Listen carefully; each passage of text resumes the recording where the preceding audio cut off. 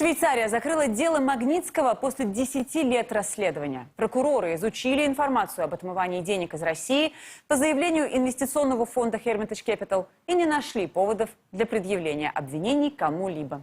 В основе проигранного теперь уже иска информация о махинациях с возвратом НДС и огромных хищениях из российского бюджета, которую обнародовал адвокат и аудитор Сергей Магнитский. Он умер в 2009 году в следственном изоляторе «Матросская тишина». Магнитский доказывал, что чиновники и силовики путем махинаций оформили необоснованный возврат налогов на общую сумму 230 миллионов долларов. Эти средства, как утверждалось, были отмыты сначала в России, а затем в ряде других стран и частично в Швейцарии. Напомню, глава Hermitage Capital Злой Браудер после смерти Магнитского заявил об убийстве своего подчиненного. В США был принят знаменитый закон Магнитского. И с тех пор имя российского юриста стало символом борьбы за права человека в авторитарных государствах. Прямо сейчас к нам присоединяется Злой Браудер, основатель фонда Hermitage Capital и, собственно, истец. Здравствуйте, господин Браудер. Здравствуйте. Рада видеть вас на дожде. И первый вопрос, конечно, о вашей реакции на решение Швейцарии. Эта позиция сильно отличается от позиции, например, США по делу Магнитского. Что вы думаете о причинах, которыми могло быть обусловлено такое решение? What do you think about the reasons that this kind of decision was made? Well, we've seen all sorts of strange stuff happening in Switzerland. One of the lead investigators... Мы видели самые разные странности в Швейцарии. Одного из ведущих расследователей поймали на том, что он принимал взятки от России, пока работал над делом. И этот же расследователь пытался саботировать дело, так что кажется вполне вероятным, что в этом решении могла быть замешана коррупция.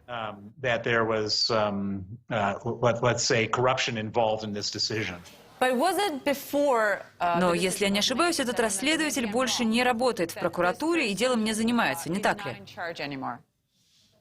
That's correct, but what you have is a whole series of people in the Swiss prosecutor's office. Верно, но целый ряд людей в офисе швейцарского прокурора были скомпрометированы русскими, так или иначе. Генеральный прокурор Швейцарии Михаил Лаубер был подвергнут импичменту и уволен с должности за коррупцию с участием ФИФА и России. Есть еще один человек, Винсент Шнель, ведущий расследователь по делу, уволенный со своей должности и осужденный за получение взяток от России по этому делу. Также есть Патрик Ламон, который был ответственен за это дело и которого никогда не обвиняли во взяточничестве или чем-то подобном, но при этом он был запечатлен на фото во время путешествия по Байкалу с русскими.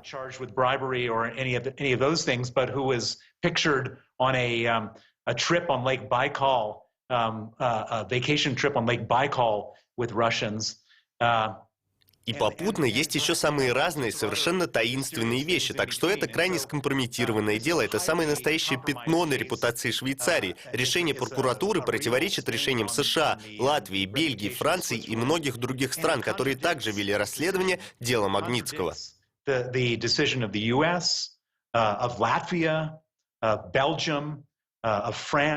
And many other countries who are also conducting investigation into the Magnitsky case. So, do you think there should be, or would be? Вы думаете, должна быть или будет какая-либо реакция с американской стороны? Если вы правы и имела место коррупция, то, вероятно, Вашингтон будет принимать меры?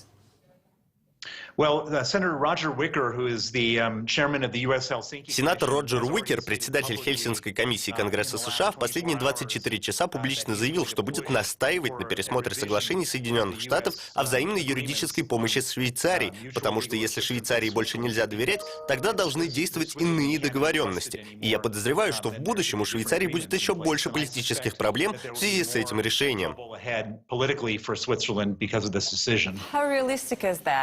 Насколько это реалистично? Ведь речь идет о европейской стране, и я уверена, что связи между Вашингтоном и Швейцарией довольно тесные. Это же будет непросто, верно?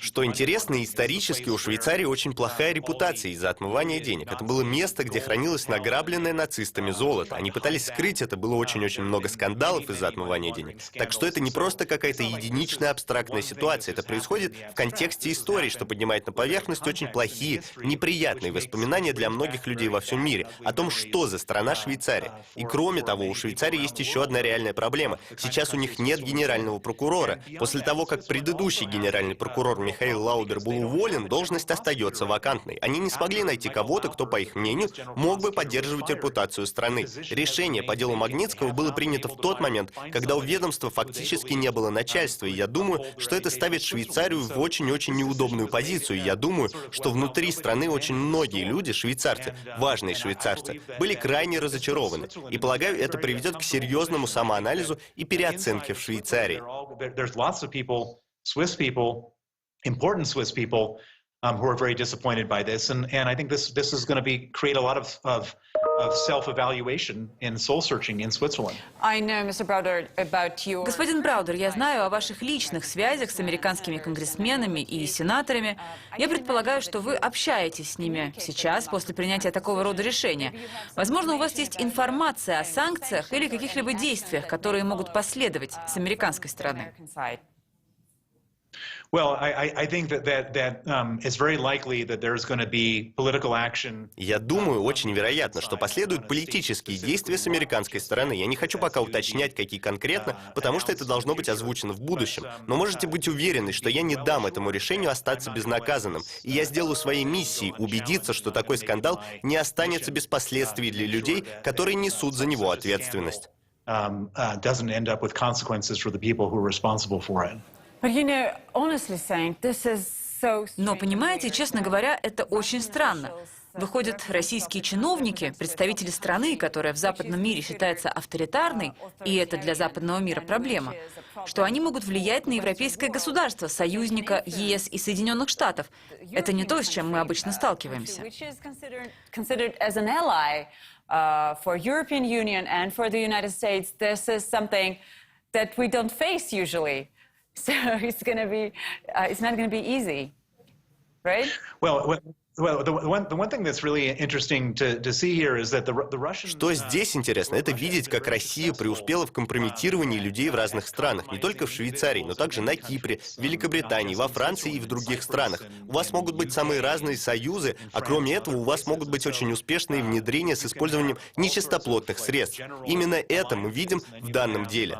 Very successful intrusions using corrupt means, and that's what we're seeing in this case. Okay, I got it. Поняла вас. Какими будут ваши следующие шаги? Может быть, вы планируете подать апелляцию?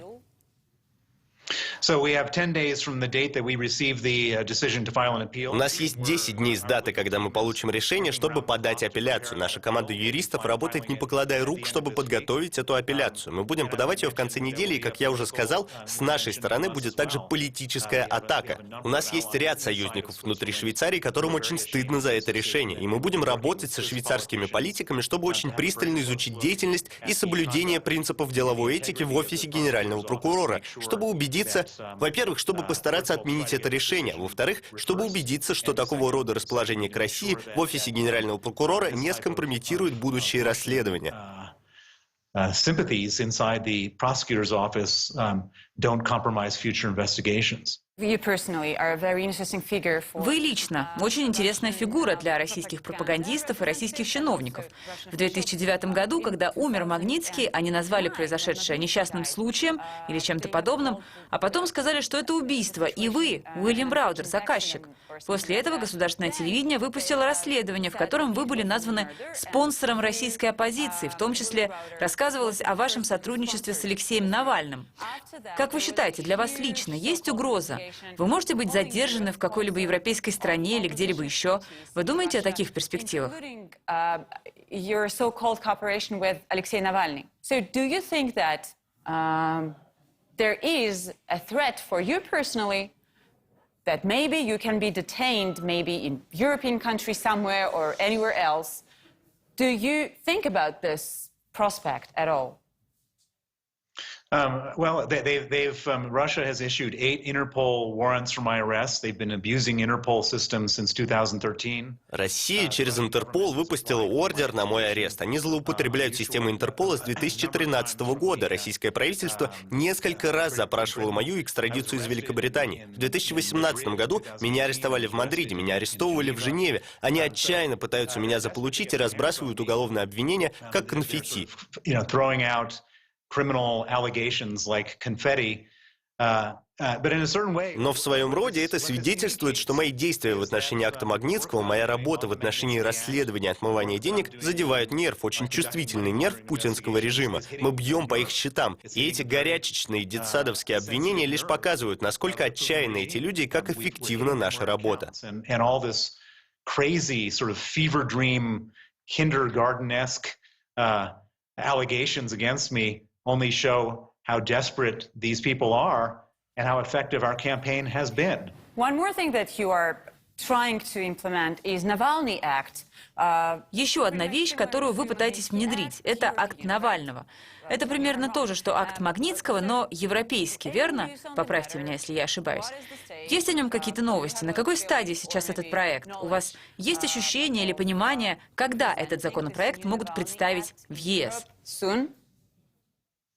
Well, so Alexei Navalny, when he was deciding to go back to Russia after being poisoned by Putin with Novichok, he said to his colleagues. Когда Алексей Навальный решил вернуться в Россию после того, как Путин отравил его новичком, он сказал своим коллегам: если со мной что-то случится, вот список из 35 человек, против которых нужно ввести санкции согласно акту Магнитского. Он передал этот список, потому что знал, что с ним может случиться что-то плохое. И теперь этот список в руках у американского Конгресса, у Европейского Союза, у британского парламента, у канадского парламента и так далее. Я бы сказал, что этот список своего рода страховка для Алексея Навального, потому что если с ним что-то случится, несколько государств знают, что против этих 35 человек нужно ввести санкции. Эти 35 человек не функционеры, это олигархи, близкие к Путину, которые держат деньги Путина. Эти люди важны для Путина. И для Путина это серьезное решение, если он захочет убить Алексея Навального или снова ему навредить, против этих людей введут санкции. And so there's a very big decision that Putin has to make, that if he wants to kill Alexei Navalny or hurt him further, that those people will be sanctioned. Is this the same list that Mr. Это тот же список, который Владимир Ашурков направил в Конгресс, так? This is the same list. This is the list. So Alexei Navalny. Алексей Навальный дал этот список Ашуркову и другим своим коллегам по фонду борьбы с коррупцией. Теперь этот список в руках у политиков. Это очень убедительный список, и я думаю, если что-то случится с Алексеем Навальным, против этих людей введут санкции.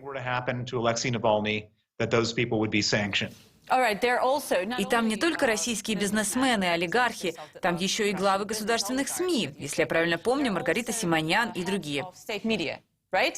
If I remember correctly, Margarita Simonyan and others. Я не помню этот список наизусть, но по сути в нем буквально очень близкие к Владимиру Путину люди и те, кто эффективно экспортирует его мерзость в мир.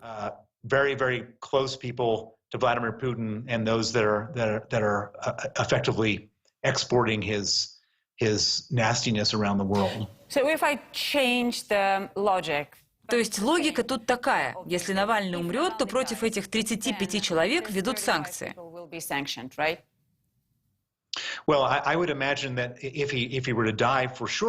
Полагаю, если он умрет, то, конечно, введут. Но даже если произойдет что-то ужасное, пока он жив, я уверен, мир уже изучает этот список и готовится на случай, если с Алексеем Навальным что-то случится. Это сейчас как очень важная страховка для Алексея Навального.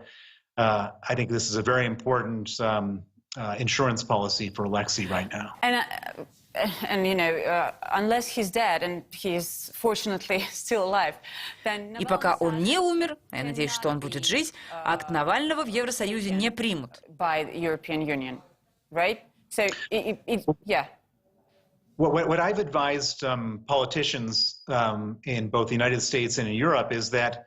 Я посоветовал политикам в США и Евросоюзе: это безумие ждать, пока его убьют, чтобы вводить санкции. Начнем с того, что он вообще не должен был быть отравлен. Уже это не может оставаться без последствий. Во-вторых, его подвергли пыткам, арестовали по сфабрикованному делу. Сам факт, что он вообще в тюрьме. Мой совет политикам: выберите 5 человек из списка и введите против них санкции прямо сейчас, чтобы показать: смотрите, вам изначально не стоило всего этого затевать. А если пытки усилятся, добавите еще 5 человек из списка и так далее. Так постепенно увеличится признание той несправедливости, которой подвергли Навального, вместо того, чтобы ждать, пока его убьют.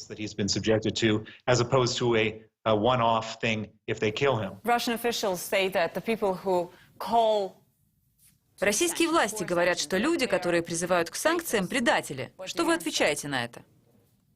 Я бы на это ответил так же, как отвечал Борис Немцов. Предатели — это те, кто ворует миллиарды у российских граждан, те, кто пользуется своей властью, чтобы воровать у россиян, которые из-за них не могут получить медицинское обслуживание, из-за которых нет образования, дороги не строятся. Вот кто предатели России, а не те, кто требует наказания за преступления.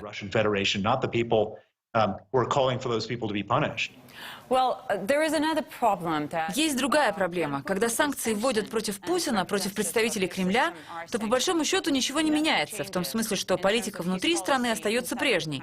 Нарушение прав человека в России не прекращается. Лучше не становится, а чаще становится только хуже. Как, по-вашему, стоило бы действовать? Я видела, вы писали в Твиттере, что Байдену нужно давить на путинские деньги. Что именно, по-вашему, он должен сделать? What exactly do you think he needs to do? Well, first of all, when people say that there have been no changes because of the sanctions, they don't know. Для начала, когда люди говорят, что от санкций ничего не меняется, они не знают, что Путин и его друзья могли бы сделать без этих санкций. Путин мог бы сделать что-то гораздо хуже. Они могли бы убить Алексея Навального, они могли бы вторгнуться в Украину вплоть до Киева. Множество вещей мог бы сделать Путин, если бы санкций не было. Я уверен, что санкции Владимира Путина очень пугают. Так что говорить, что ограничения не работают, не имеет смысла. Во-вторых, очевидно, что если не реагировать на плохие поступки, то их станет больше. Так что санкции — это исключительно важная часть политики, и я считаю, что они работают. И я думаю, Путин всегда просчитывает, какие суммы из его денег будут затронуты. Хочу подчеркнуть, когда я говорю о санкциях против Путина, он не держит никаких денег под своим именем. Он понимает, что было бы катастрофой, если бы на какой-то бумаге с его именем были его счета. Поэтому он держит свои деньги на счетах олигархов. Так что, когда я говорю о том, чтобы наложить санкции на деньги Путина, я имею в виду людей, которые держат его деньги, олигархов. And so he holds his money in the name of oligarch trustees. And so when I'm talking about sanctioning Putin and his money, I'm talking about sanctioning the people who hold his money, who are these oligarch trustees. And you know who this... И вы знаете, кто эти олигархи? Вы знаете, где эти деньги? Алексей Навальный это очень хорошо изучил и представил список имен. То есть вы хотите сказать, что это и есть те люди, которые держат деньги Путина? Я хочу сказать, что многие люди из этого списка — да. И, вероятно, многие, кого в этом списке нет. Мы узнаем о них со временем. Такие люди, как Сергей Ралдугин, знаменитый виолончелист, и другие. Как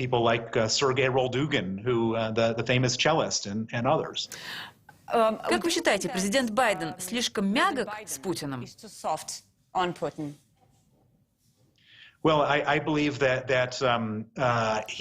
Я уверен, что ему нужно делать больше, конечно. Санкции необходимо ввести против большего числа людей. Думаю, список, который Ашурков представил Конгрессу, это хорошая возможность для старта. С одной стороны, Байден не хочет увеличивать и без того существующее напряжение, но с другой стороны, он хорошо понимает саму суть Путина. Каждый новый президент начинает с того, что пытается поладить с Путиным.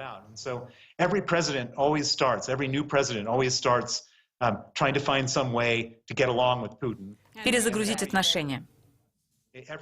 Перезагрузить отношения. Начиная с Джорджа Буша, который посмотрел Путину в глаза, и затем Обама хотел перезагрузки, затем был Трамп, который хотел быть Путину приятелем, и теперь Байден, который хочет предсказуемости. Но каждый президент впоследствии понимает, что Владимиру Путину это неинтересно. Думаю, то, что США будут жестче с Россией, это вопрос времени. Байден хотя бы начинает с более сильной позиции в интеллектуальном плане, чем Трамп, например.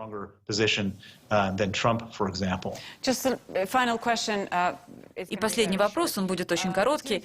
У вас есть ощущение или, опять же, понимание, когда вы говорите с людьми на Капитолийском холме или в администрации президента, если подобные разговоры ведутся, США собираются становиться жестче по отношению к России или такого намерения нет? Do you have a feeling that these people are ready to go tough on Russia? Well, it's an interesting question because there are so many different people involved in advising the president. Это интересный вопрос, потому что множество людей консультируют президента в администрации и на Капитолийском холме. Но я бы сказал, что факты настолько очевидны. Путин и ФСБ предлагали вознаграждение за голову американских солдат в Афганистане. Хакерские атаки на американский бизнес исходили из России. Отравление, арест Алексея Навального, ситуация в Украине, в Сирии. That the arrest and poisoning of Alexei Navalny, that the situation in Ukraine, the situation в Беларуси. в Беларуси и так далее. Такое нельзя прощать. В Вашингтоне нет авторитетного влиятельного крыла, который бы выступало за политику умиротворения с Россией. Russian appeasement wing in Washington that's having any effect.